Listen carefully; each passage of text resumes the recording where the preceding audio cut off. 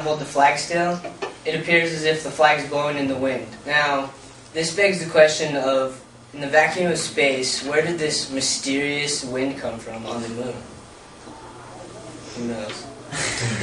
My second piece of evidence that I'm going to show you today is actually a photo that was taken on the mission. So I'm going to pass out this photo to everyone so they can see it for themselves. Just back away.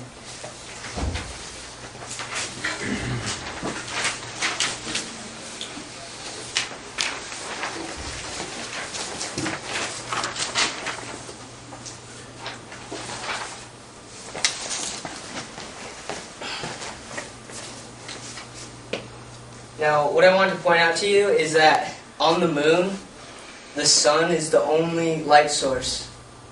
And as you can see, the sun is behind the astronaut, which explains his shadow coming straight forward, which makes sense, right?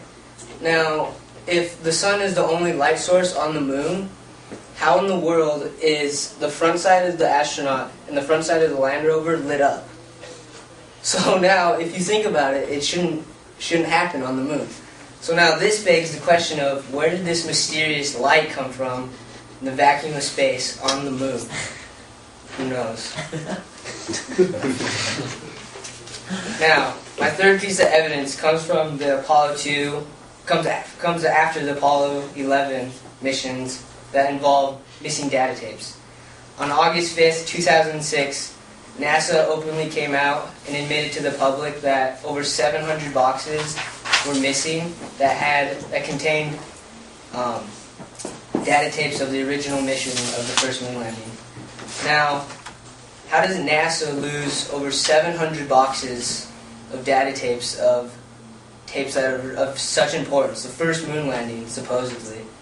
And what I believe is that NASA destroyed these tapes in an attempt to keep the secret away from the public, to try to hide what was really happening in 1969.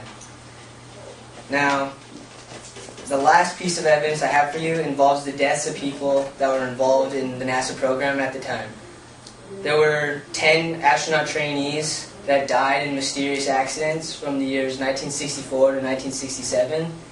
And now, yes, accidents do happen and people die, but why did so many people die in the NASA program in such a little amount of time? It is to my belief that these people were killed off because they knew too much about the mission that was coming up in 1969, and NASA didn't want this to get leaked out into the public. Would spoil everything about winning the space race and stuff like that.